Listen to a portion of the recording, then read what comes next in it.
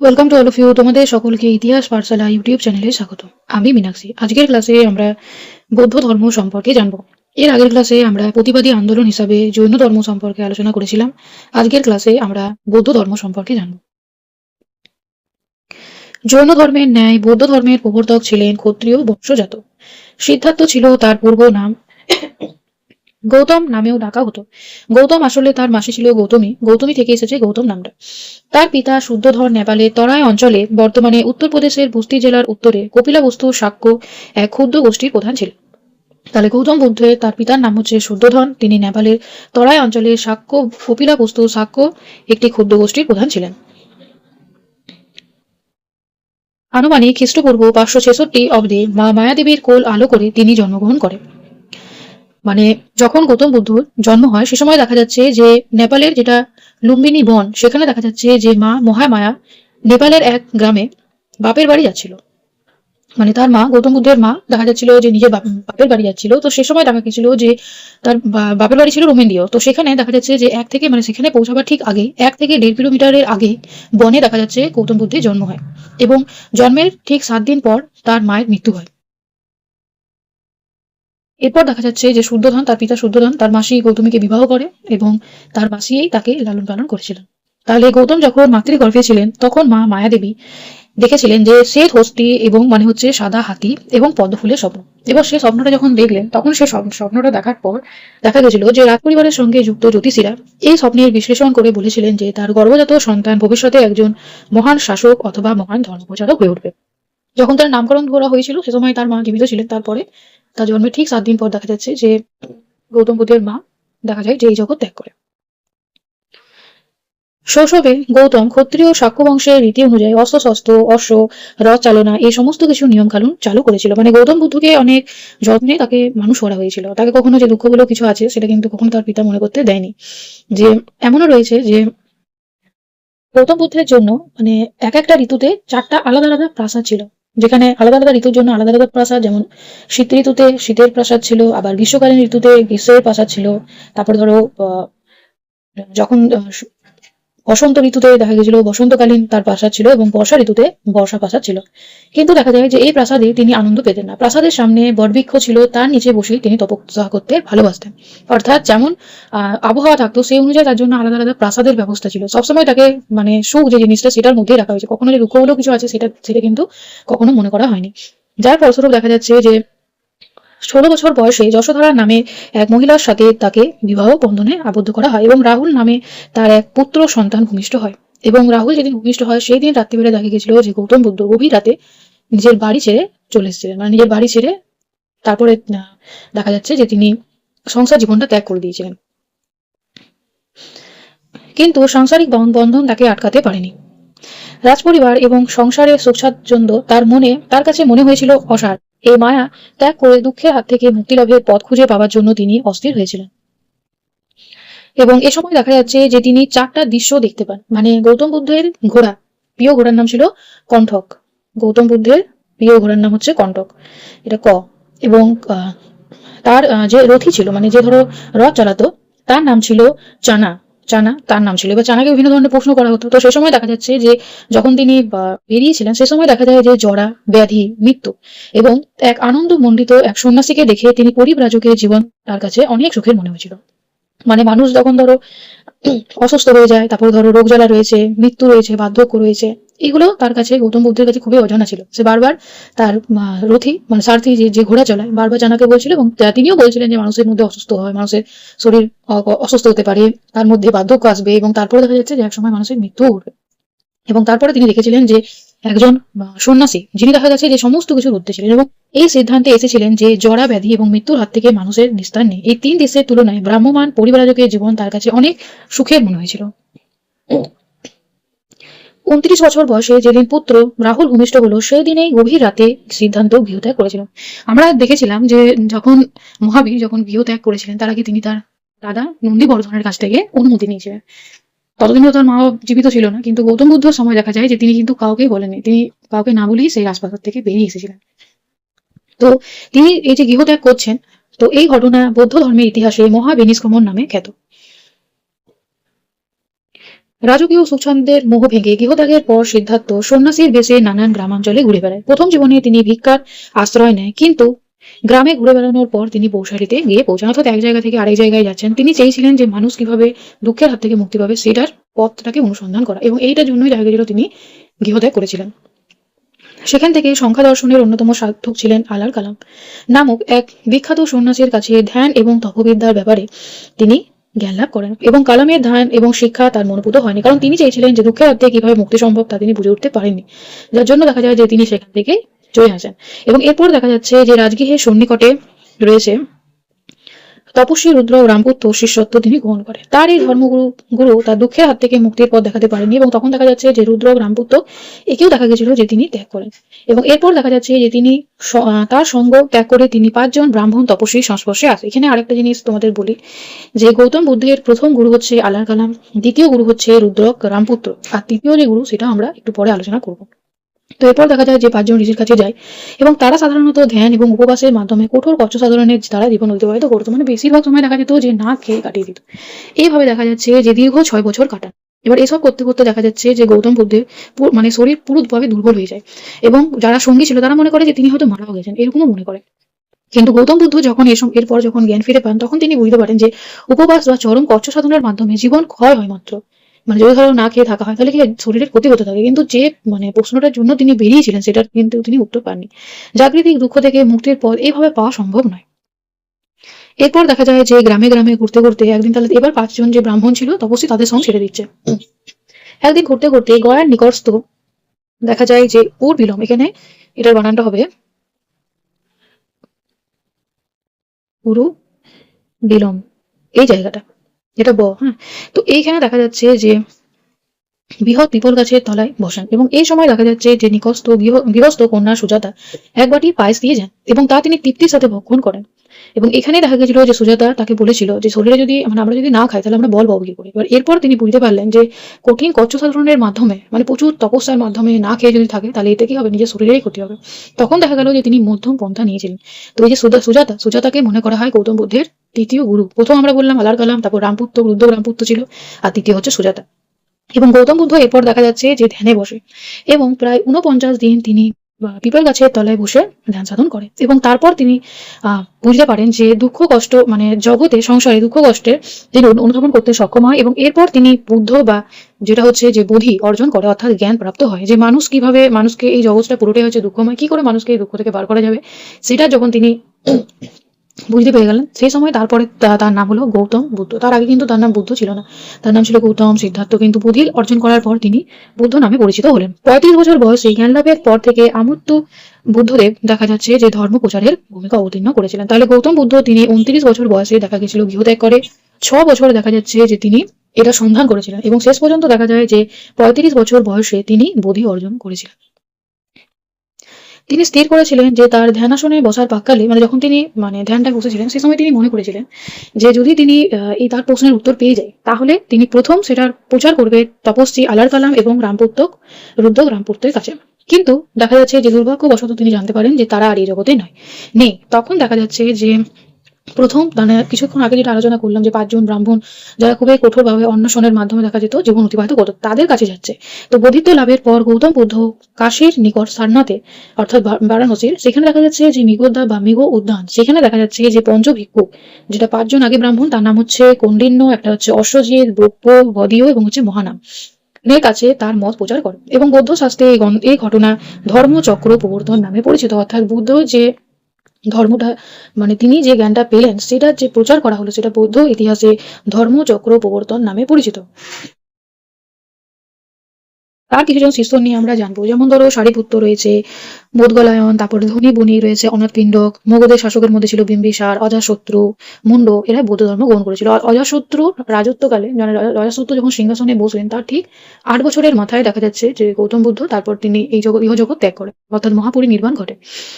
এছাড়া দেখা যাচ্ছে যে পিতা শুদ্ধোধন, এখানে জৈনদের একটা নিয়ম রয়েছে যেখানে মানে বলা হয় যে জৈন ধর্মে বলা হয় যে সন্ন্যাসী হওয়ার পর 5 থেকে 7 বছর পর বাড়ি যেত এবং নিজের মা বা পত্নীর কাছ থেকে প্রথম ভিক্ষা নিত। যদি তারা তাকে চিনে নিত তাহলে তাকে আবার 5 থেকে 6 সাল তপস্যা করতে হতো, তারপর আবার বাড়ি পাঠাতো এবং পত্নী বা মায়ের থেকে ভিক্ষা নিতে যদি তারা তাকে চিনে নিত তাহলে তার সমস্ত তপস্যা ব্যর্থ হয়ে যেত। মানে গৌতম বুদ্ধ যখন তিনি বোধি লাভ করেছিলেন, তিনি সন্ন্যাস হয়ে গেছিলেন, তাহলে তারপর দেখা গেছিল যে তিনি যখন গিয়েছিলেন ভিক্ষা নিতে তার বাড়িতে, তখন দেখা যাচ্ছে যে তার পত্নী তাকে কিন্তু চিনতে পারেননি। তাহলে মা নইলে পত্নী, দুজনের মধ্যে কাউকে, মানে দুজনের মধ্যে দুজনের মানে দুজনকে চেনা চেনা যাবে না, কেমন? তো পত্নী তো চিনতে পারেনি যে গৌতম বুদ্ধ এসেছে সন্ন্যাসী রূপে, কিন্তু তার মাসি গৌতমী তাকে চিনে নিয়েছিল। কিন্তু যেহেতু সে তো তার মা ছিল না, সে তার মাসি ছিল, তাহলে দেখা গেছিল যে তার মাসি তাকে কিন্তু চিনে নিয়েছে। এটা হচ্ছে একটা গল্প। তো তার মাসি যেটা হচ্ছে গৌতমী, তিনি মানে মেয়েদের মধ্যে প্রথম বৌদ্ধ ধর্ম গ্রহণ করেছিল। স্ত্রী রয়েছে যশোধারা, তারপর পুত্র রাহুল, তার ঘনিষ্ঠ হচ্ছে দেবদত্ত, এই ধর্মে দীক্ষিত হয়, অর্থাৎ বৌদ্ধ ধর্ম গ্রহণ করে। বিম্বিসারের সময় মূলত বৌদ্ধ যেটা ধর্ম, বৌদ্ধ ধর্ম, জৈন ধর্ম, এগুলো যেগুলো রাজধর্ম হয় সেই রকম রাজধর্মে পরিণত হয়েছিল। কৌশল রায়ের রাজধানী হচ্ছে শ্রাবস্তিতে তিনি দীর্ঘ 21 বছর কাটিয়েছিলেন। কৌশলের ব্রাহ্মণ্য ধর্মে যথেষ্ট প্রভাবপত্তি ছিল, কিন্তু অনাথপিণ্ডকের সাহায্যে বৌদ্ধ সেখানে তার ধার্মিক উপদেশ প্রচারের সুযোগ পায় এবং জেতবন বিহার ছিল তার প্রধান আশ্রয়স্থল।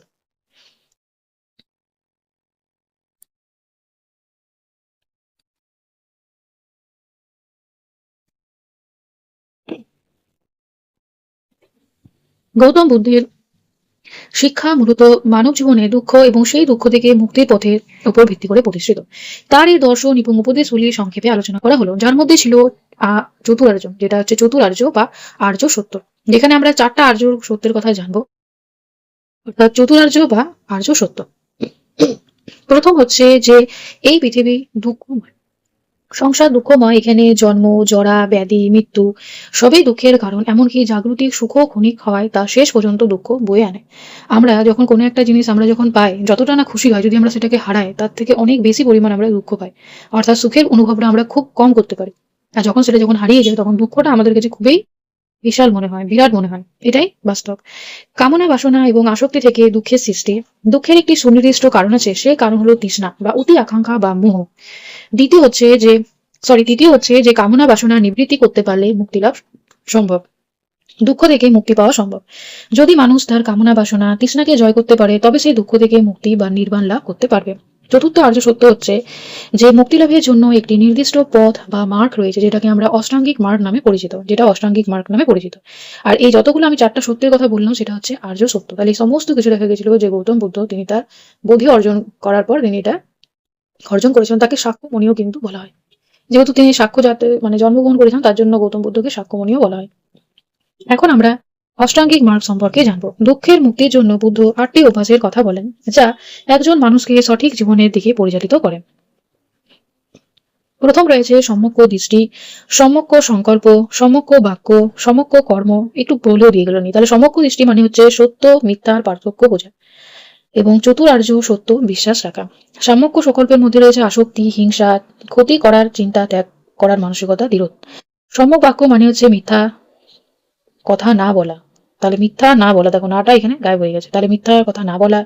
তারপর রয়েছে কঠোর বাক্য, পরনিন্দা ত্যাগ করা, সত্য এবং প্রিয় কথা বলা, মানে যেটা সবার জন্যই ভালো সেরকম ধরনের কথা বলা, কাউকে আঘাত না করা, এগুলোই হচ্ছে সম্যক বাক্য।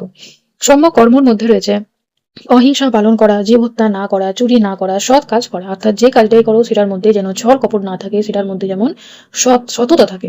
তারপর হচ্ছে সম্যক আজীব মানে হচ্ছে সৎ পথে অন্যের ক্ষতি না করে জীবিকা নির্বাহ করা। এর পরের অপশন রয়েছে যে সম্যক ব্যায়াম। সম্যক ব্যায়াম মানে হচ্ছে খারাপ চিন্তা যাতে না আসে তার চেষ্টা করা এবং ভালো চিন্তা বজায় রাখা। সম্যক স্মৃতি মানে হচ্ছে নিজের দেহ, মন এবং কাজের মধ্যে সর্বদা সচেতনতা থাকা।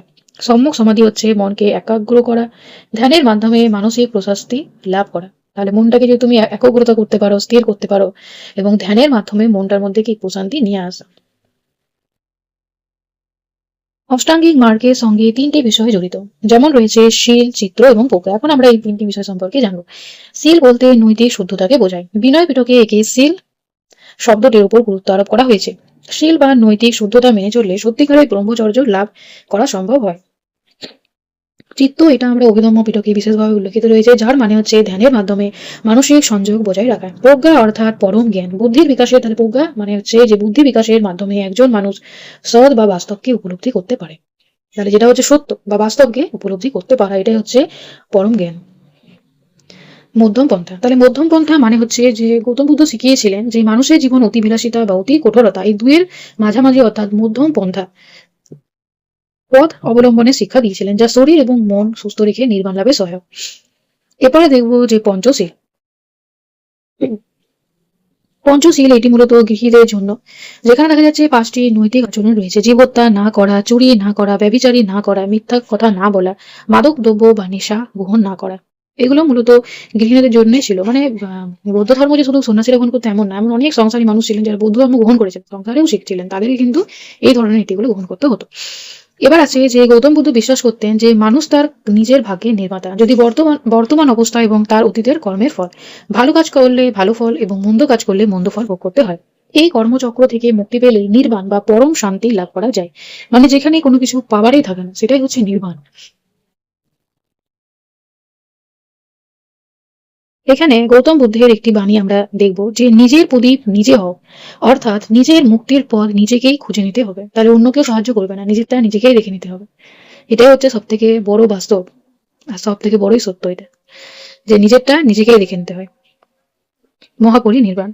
মহাপরিনির্বাণ বা যেখানে আমরা দেখবো যে দীর্ঘ 40 বছর ধর্মপ্রচারের পর, এখানে 40 হবে না, এটা 45 হবে, প্রায় 45, তাহলে 40 থেকে 45 বছর ধর্মপ্রচারের পর দেখা যাচ্ছে যে গৌতম বুদ্ধ, যেটা উত্তরপ্রদেশের কুশীনগরে দেহত্যাগ করেন। এবং কিভাবে করেছিলেন, তার এই মহাপ্রয়াণকে মহাপরিনির্বাণ বলা হয়। প্রথমত যখন গৌতম বুদ্ধ মারা যায় সে সময় তার বয়স ছিল 80 বছর বয়স।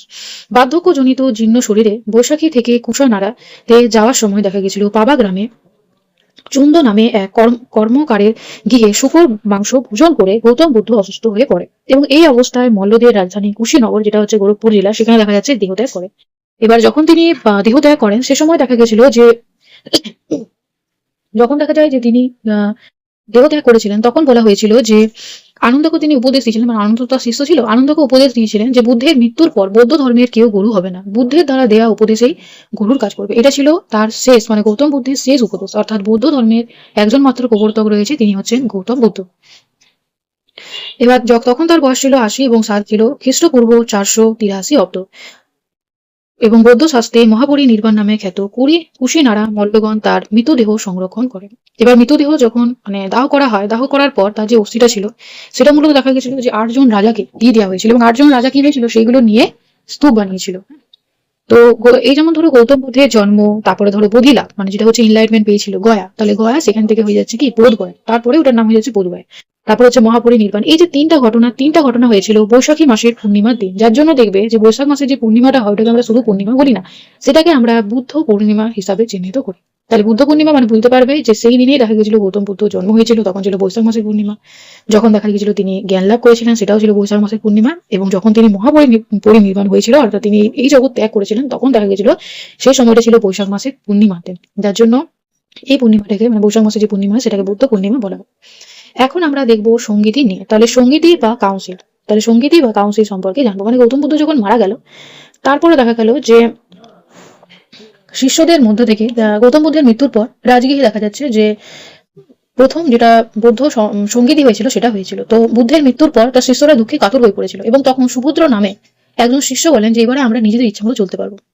এবার তখন দেখা যাচ্ছে যে এ সময় বুদ্ধের কথা মতো চলতে আর হবে না, এটা বলে দিচ্ছে। এবং তখন দেখা যাচ্ছে বুদ্ধের আরেক শিষ্য ছিল মহাকষ্ট, তিনি সুভদ্রের কথা শুনে ভাবলেন যে এখনই বৌদ্ধ ধর্মের নিয়মগুলি সংকলন করতে হবে, নয়তো সবাই নিজের ইচ্ছে মতো চলবে এবং তাতে বৌদ্ধ ধর্মের ক্ষতি হবে। এবং এটার উপলক্ষে দেখা গেছিল যে প্রথম বৌদ্ধ সঙ্গীতি হয়েছিল, এবং সেখানে দুটো পিটক লেখা হয়েছিল, একটা ছিল বিনয় পিটক আর একটা ছিল সুপ্ত পিটক। এখন আমরা 4টা যে সঙ্গীতি হয়েছিল সেটা সম্পর্কে জানবো। প্রথম সঙ্গীতে এটা দেখা গেছিল রাজগৃহে, যেটা হয়েছিল সপ্তপর্ণী গুহাতে অজাতশত্রু রাজত্বকালে, এবং মহাকশ্যপ যিনি মনে করেছিলেন যে এই সময় কিন্তু বুদ্ধের যে উপদেশগুলো রয়েছে সেটা সংকলন করতে হবে, তবে তিনি সেটা নেতৃত্ব দিয়েছিলেন। বুদ্ধের বাণীগুলি বিনয় পিটক এবং সত্য পিটক হিসাবে সংকলন করা হয়, যেখানে দেখা যাচ্ছে যে সত্য পিটক লিখেছিল শিষ্য আনন্দ এবং বিনয় পিটক লিখেছিল শিষ্য উপালি, এটা রচনা করেছিল। দ্বিতীয় যেটা বৌদ্ধ সঙ্গীতি হয়েছিল সেটা হয়েছিল বৈশালীতে, খালাশক বা কাকপণ্য শাসনকালে এটা হয়েছিল। এবং এখানে দেখা গেছিল যে এখানে এটা যশ হবে, যশ, তাহলে যশ তিনি দেখা গেছিল যেটা মানে সভাপতিটা করেছিল। এবং ভিক্ষুদের মধ্যে নিয়মাবলী নিয়ে যে মতভেদ তৈরি হয়েছিল তা দূর করা হয়েছিল, তাহলে যশ এবং সাবাগামী, তো যশ দেখা গেছিল যেটা সভাপতিত্ব করেছিলেন। পরে রয়েছে যে তৃতীয় যে বৌদ্ধ সঙ্গীতি হয়েছিল সেটা মূলত পাটলিপুত্রের আগের নাম হচ্ছে পাটলি গ্রাম, সম্রাট অশোকের সময় হয়েছিল, এবং মোগলি পুত্র তিস তিনি দেখা গেছিল যে তাকে আবার উপগুপ্ত বলা হয়, যিনি অশোককে বৌদ্ধ ধর্ম লিখিত করেছিল। তো মুগলিপুত্র তিস তিনি দেখা গেছিল অভিধর্ম পিটকটা রচনা করেছিল। এবং চতুর্থ যে বৌদ্ধ সঙ্গীত হয়েছিল সেটা হয়েছিল কাশ্মীর বা জলন্ধর, কনিষ্কের রাজত্বকালে হয়েছিল। বসুমিত্র এবং অশোক সেটা সহপ্রতিত্ব করেছিলেন। এবং এখানে দেখা যাচ্ছে যে বৌদ্ধ ধর্ম দুই ভাগে ভাগ হয়ে যায়, একটা ছিল হিনজান, একটা হচ্ছে মহাযান। মানে গৌতম বুদ্ধকে সেটাকে মানে তাকে মূর্তি করে পূজা হবে না হবে না এইটা নিয়ে দেখা গেছিল যে হিনজান এবং মহাযানদের মধ্যে মানে একটা মত পার্থক্য দেখতে পাওয়া যায়। তো বৌদ্ধদের যে গ্রন্থগুলো আছে সেটাকে বলা হয় ত্রিপিটক, অর্থাৎ মানে যেহেতু ধরো সেটাকে লিখে ওটা ঝুড়িতে রাখা হতো, সেখান থেকে হচ্ছে ত্রি মানে হচ্ছে তিনটে এবং পিটক মানে হচ্ছে ঝুড়ি। তো প্রথম পিটক হচ্ছে যে বিনয় পিটক, যেখানে ভিক্ষুদের পালনীয় নিয়মগুলি রয়েছে। সূত্রপিটক এটা আকারে কিন্তু বড় সূত্রপিটক, এখানে দেখা যাচ্ছে বুদ্ধের মূল ধর্মীয় উপদেশ এবং বাণী রয়েছে, এবং এখানে আমরা জাতক যে গল্পগুলো রয়েছে সেগুলো, জাতক যে স্টোরি সেগুলো আমরা সত্যপিটক থেকেই পাই। অভিধম্ম পিটক এখানে বুদ্ধের দর্শন এবং দার্শনিক যেটা তত্ত্ব সেটা এখানে বর্ণিত রয়েছে। আমরা দেখলাম যে চতুর্থ যে বৌদ্ধ সংগীতি হয়েছিল সেখানে বৌদ্ধরা দেখা যায় দুভাগে ভাগে, একটা হচ্ছে হিনজান আর একটা হচ্ছে মহাযান। তো হিনজানদের সম্পর্কে এখন আমরা একটু জানবো। হিনজান শব্দের অর্থ হলো ছোট পথ। এরা বুদ্ধের আদি এবং মৌলিক শিক্ষাকে কঠোরভাবে মেনে চলে, মানে গৌতম বুদ্ধ যেগুলো বলতো সেই হিসাবেই কিন্তু এটা চলে, কোনো এক্সট্রা কিছু মানে এটা অ্যাড করেনি তারা। এরা বুদ্ধকে একজন মানুষ এবং মহাপুরুষ হিসেবে গণ্য করে, ঈশ্বর হিসাবে নয়। তাহলে তারা কখনো বুদ্ধকে ঈশ্বর হিসাবে মানেনি। এরা মূর্তি পূজা যেটা আছে, মহাযানরা মূর্তি পূজায় বিশ্বাসী নয়, তারা বুদ্ধের প্রতীক যেমন পদচিহ্ন, বোধিবৃক্ষ, ধর্মচক্র এগুলো পুজো করতেন। এরপরে দেখবো নির্বাণ। এদের লক্ষ্য ছিল নিজের মুক্তি লাভ করা, তাহলে নিজের যেটা মুক্তি লাভ করা সেটা। আর হিনজান গ্রন্থগুলো পালি ভাষায় লেখা, এবং এর প্রসার হয়েছিল শ্রীলঙ্কায়, মায়ানমার, থাইল্যান্ড, লাওসে, এগুলোতে দেখা গেছে হিনজান সম্প্রদায় জনপ্রিয়তা লাভ করে। মহাযান, মহাযান শব্দের অর্থ হলো বড় পথ। এরা সময়ের সাথে বুদ্ধের শিক্ষার কিছু পরিবর্তন এবং উদারতা এনেছিল। যেখানে দেখা যাচ্ছে যে মহাযানরা বুদ্ধকে ঈশ্বর হিসাবে গণ্য করে, এবং এরা বুদ্ধ এবং বোধিসত্ত্বকে মূর্তি তৈরি করে পুজো করে। তাহলে বোধিসত্ত্ব মানে হচ্ছে বুদ্ধ হওয়ার পথে থাকা মহাপুরুষ, মানে যারা বুদ্ধ হতে তো পারেনি কিন্তু সেই পথে চলছে তাদেরকে বোধিসত্ত্ব বলা হয়। তো বোধিসত্ত্ব ধারণাটা আমরা কোথা থেকে পাচ্ছি, এটা আমরা মহাযান থেকে যাচ্ছি। তো এরা মূর্তি পূজা অর্থাৎ বুদ্ধকে মূর্তি হিসাবে পুজো করে, যেখানে আমরা দেখবে গান্ধার শিল্প, তারপরে ধরো মথুরা শিল্প রয়েছে, অমরাবতী, সেই শিল্পে দেখা গেছে গৌতম বুদ্ধের অসংখ্য মূর্তি বানানো আছে। মহাযানদের লক্ষ্য ছিল যে এরা কেবল নিজের মুক্তির জন্য নয়, বরং সকল জীবের মুক্তির কামনা করে, এজন্য এদেরকে বোধিসত্ত্ব আদর্শ বলে। মানে এখানে সবার যাতে মুক্তি হয় এটা হচ্ছে তাদের নির্বাণ। এবং এরা দেখা যাচ্ছে সংস্কৃত ভাষায় বিভিন্ন ধরনের গ্রন্থ লেখা, যেমন অষ্টঘোষ, তিনি যে গ্রন্থগুলো লিখেছে সেগুলো সংস্কৃত ভাষায় লেখা।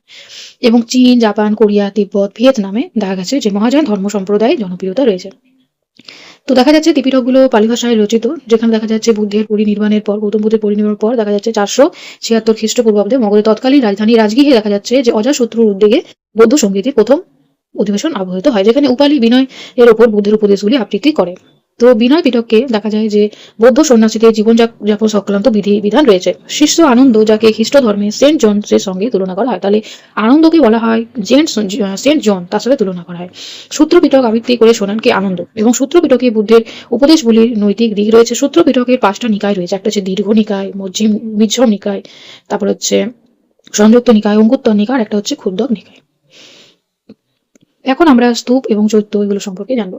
স্তূপ মানে হচ্ছে যে যখন গৌতম বুদ্ধ মারা যায় সে সময় দেখা গেছিল যে গৌতম বুদ্ধ যেটা অস্থি সেটা 8টা রাজাকে দিয়ে দেওয়া হয়েছিল, এবং তারা 8 ভাগে ভাগ হয়ে গেছিল। এবং তারপর তাদের যেটা সাম্রাজ্য সেখানে দেখা যাচ্ছে অস্থি নিয়ে যায় এবং সেখানে স্তূপ বানিয়ে দেয়। তো স্তূপগুলো মূলত এরকম হতো, এরকম। এবং এখানে দেখা যেত যে যারা জৈন ধর্মাবলী থাকতো তাদের অস্থি এটার ভিতরে থাকতো, আর যখন দেখা যেত সন্ন্যাসীরা এটার চারদিকে দেখা যেত প্রদক্ষিণ করতে। এটা গৌতম বুদ্ধই তিনি নির্দেশ দিয়েছিলেন। মানে সন্ন্যাসীরা যখন বলেছিলেন গৌতম বুদ্ধকে, যখন আপনি থাকবেন আমরা কিভাবে মনে করবো, তখন বলেছিল এরকম স্তূপ বানাবে এবং তার চারদিকে তোমরা প্রদক্ষিণ করবে, এটা বলেছিল। তো সেখান থেকে স্তূপের কনসেপ্টটা আসে। আর চৈত্য বলতে বোঝায় যেখানে যেমন ধরো আমাদের যেমন মন্দির থাকে, যেখানে আমরা পুজো করি, উপাসনা করি, সেটাকেই বলা হচ্ছে চৈত্র। তো বৌদ্ধ ধর্মে তারা যেখানে উপাসনা করে, মেডিটেশন করে, সেটা হচ্ছে চৈত্র। বৌদ্ধ রীতি অনুযায়ী কোনো সাম্মানিক বৌদ্ধ ভিক্ষু দেহাবশেষের উপর কোনো পবিত্র ঘটনার স্মরণে নির্মিত অর্ধবৃত্তাকার গম্বুজ জাতীয় স্থাপত্যকে স্তূপ বলা হয়। এগুলি এর দ্বারা নির্মিত হতো, যেমন তার মধ্যে রয়েছে ধরো সাচি স্তূপ, সারনাথী স্তূপ, ভারত স্তূপ, অমরাবতী স্তূপ। এবার চৈত্য হচ্ছে ধর্মীয় উদ্দেশ্যে পাহাড় কেটে নির্মিত কৃত্রিম গুহা। চৈত্রগুলি হলো আয়তাকার এবং এদের মাঝখানে থাকতো একটি স্তূপ। চৈত্রের উপরে ধনুকাকৃতি ছাদ থাকতো। এবার কয়েকটি চৈত্রের নাম আমরা এখন দেখব, যেমন রয়েছে বরাবর পর্বতে, যেটা গয়ার কাছে রয়েছে লোমস ঋষির গুহা, তারপরে আছে নাগার্জুন চৈত্র, মধ্যপ্রদেশের বাঘ গুহা রয়েছে, তারপরে পশ্চিম ভারতের কাল্লে চৈত্র, এগুলো রয়েছে। বৌদ্ধবিহার, বৌদ্ধবিহার মানে হচ্ছে যে যেখানে বৌদ্ধরা থাকতো সেটাকে বলা হতো বিহার। বৌদ্ধ ধর্মে বিহার হলো এমন একটি পবিত্র স্থান যেখানে বৌদ্ধ ভিক্ষুকরা বসবাস করতো, অর্থাৎ সন্ন্যাসীদের আবাসস্থল। এখানে বুদ্ধের মূর্তির সামনে প্রার্থনা, ধ্যান, ধর্মীয় শিক্ষা প্রদান করা হতো। প্রাচীনকালে নালন্দা ও বিক্রমশিলার মতো বিহারগুলি ছিল বড় বিশ্ববিদ্যালয়, এবং বিহারের মাঝখানে একটি খোলা আঙিনা ছিল এবং চারপাশে ভিক্ষুকদের থাকার জন্য ছোট ছোট কক্ষ থাকতো, মানে যেখানে বৌদ্ধ ভিক্ষুকরা থাকতো। যেমন ধরো নালন্দা আমরা পড়েছিলাম, তারপরে ধরো বিক্রমশিলা, এগুলো ছিল মহাবিহার। বুদ্ধ নিজের সন্ন্যাসী এবং সন্ন্যাসিনীদের জন্য সংঘ গঠনের ব্যবস্থা করে। এই সংঘে সন্ন্যাসীরা ভিক্ষু এবং সন্ন্যাসিনীরা ভিক্ষুণী নামে পরিচিত। সকলেই সাদাসিধে এবং হলুদ বর্ণের বস্ত্র পরিধান করতো। তাহলে যারা হতো বৌদ্ধ ধর্মের সন্ন্যাসী, তারা মূলত হলুদ রঙের বস্ত্র ব্যবহার করতো, এবং তাদের জীবনযাপন ছিল অত্যন্ত কঠিন। ত্রিরত্ন ত্রিরত্ন এটা হচ্ছে বুদ্ধ ধর্ম সংঘ। বৌদ্ধ ধর্মের মূল মন্ত্র হচ্ছে বুদ্ধাং শরণং গচ্ছামি, ধর্মং শরণং গচ্ছামি, সংঘং শরণং গচ্ছামি। তাহলে বৌদ্ধ ধর্ম গ্রহণকারীকে তিনটি বিষয় মেনে চলতে হতো: বুদ্ধ ধর্ম এবং সংঘ। এখন আমরা বোধিসত্ত্ব সম্পর্কে জানবো। বোধি বা বুদ্ধত্ব লাভের পূর্ব অবস্থায় পৌঁছেছেন এমন মহাপুরুষকে বোধিসত্ত্ব বলা হয়। বৌদ্ধ শাস্ত্রে পূর্ববর্তী জীবনে বুদ্ধদেবকে বোধিসত্ত্ব বলা হয়েছে।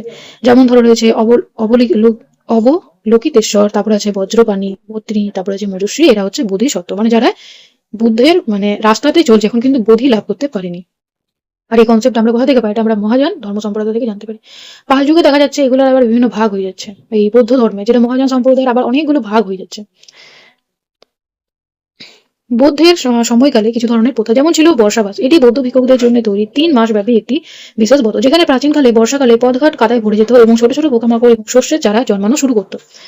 এই সময় দেখা যায় যে বুদ্ধ নির্দেশ দিয়েছিলেন যে এই সময় ভিক্ষুকরা এদিকে ওদিকে ভ্রমণ করবে না, যাতে অনাচিকিত ভাবে কোনো জীবের ক্ষতি হয়। এবং 3 মাস ভিক্ষুকরা একটি নির্দিষ্ট বিহার বা আশ্রমে অবস্থান করবে এবং নিবিড় ভাবে ধ্যান এবং ধর্মচর্চা করবে। এই সময় ধ্যান ধর্মচর্চা করবে, এবং এটা মূলত 4 মাস হতো, 3 মাস হতো না, এটা মানে 4 মাস বর্ষাকাল হতো সেই সময়। তারপর হচ্ছে আষাঢ়ী পূর্ণিমা। আষাঢ়ী পূর্ণিমা দেখা যাচ্ছে যে এই দিনটি বৌদ্ধদের কাছে বিশেষ গুরুত্বপূর্ণ। এই দিনেই বুদ্ধ সারনাথে প্রথম ধর্ম উপদেশ করেছিল, মানে তার ধর্মটার প্রচার করেছিলেন প্রথম।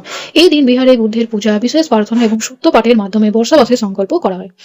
পরের হচ্ছে উপোষদ। উপোষদ বর্ষাকালে এই 3 মাস সাধারণ গৃহী বৌদ্ধরা আরো বেশি ধর্মপ্রাণ হয়ে উঠতো। মানে বর্ষাকালে এই 3 মাস সাধারণ গৃহী বৌদ্ধরা, মানে যারা গৃহে থাকতো, তারা আরো বেশি মানে ধর্ম প্রতি আরো মানে বেশি তারা কি হতো, আকৃষ্ট হয়ে যেত। তারা প্রতি পূর্ণিমা, অমাবস্যা এবং অষ্টমী তিথিতে বিহারে গিয়ে উপোষদ অর্থাৎ অষ্টশীল পালন করত। অনেকে এই 3 মাস নিরামিষ আহার করতেন এবং মদ এবং অন্যান্য নেশাদ্রব্য থেকে দূরে থাকতেন।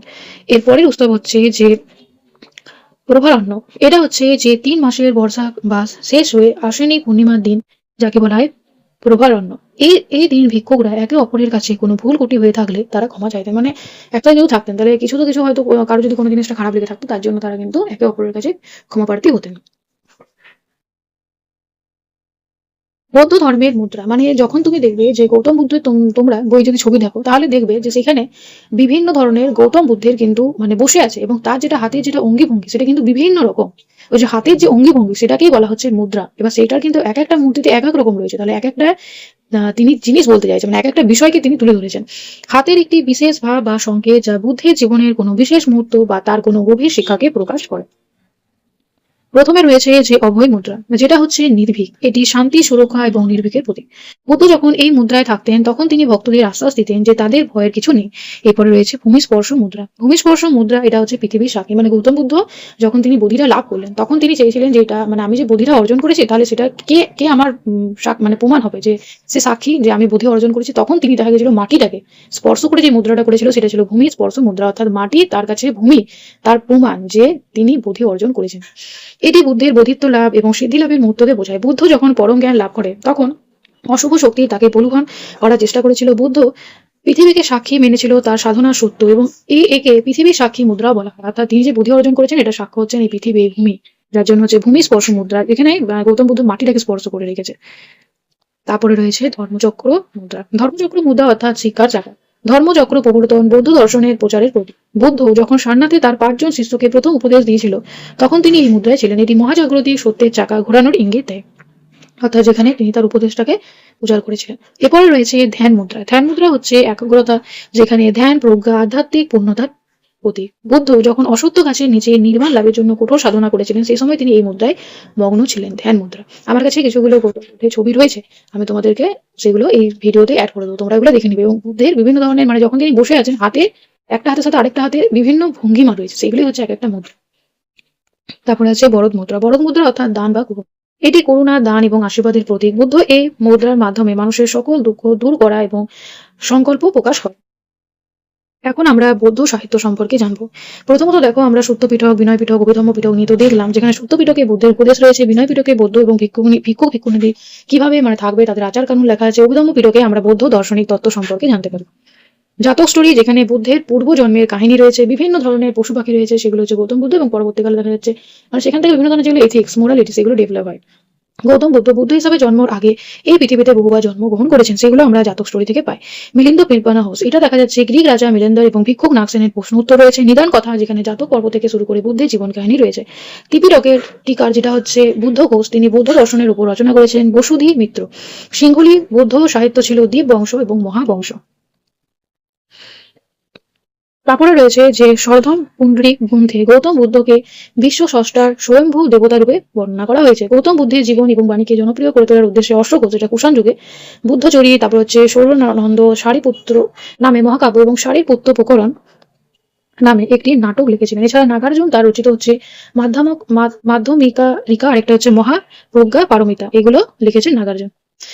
এবার যেটা হচ্ছে বৌদ্ধ ধর্ম দেখো, শ্রীলঙ্কা, চীন, জাপান, ব্রহ্মদেশ, তিব্বত, এখানে কিন্তু আমরা বৌদ্ধ ধর্ম দেখেছি, সেখানে সন্ধান মেলে। এছাড়া দক্ষিণ পূর্ব এশিয়ার অন্যান্য দেশেও এই ধর্মের অস্তিত্ব আজও বর্তমান। তাহলে আজকের ক্লাসটা এত পর্যন্ত আলোচনা করলাম। তোমাদের যদি এই নিয়ে কোনো প্রশ্ন থাকে, তোমরা নিশ্চয়ই আমাকে কমেন্টের মাধ্যমে জানাবে যে তোমাদের আজকের ক্লাসটা কেমন লাগলো এবং কোন কোন টপিকের উপর পড়ালে তোমাদের সুবিধা হবে, তোমরা নিশ্চয়ই কমেন্টের মাধ্যমে জানাবে। Thank you for watching. Please like, share, subscribe my channel.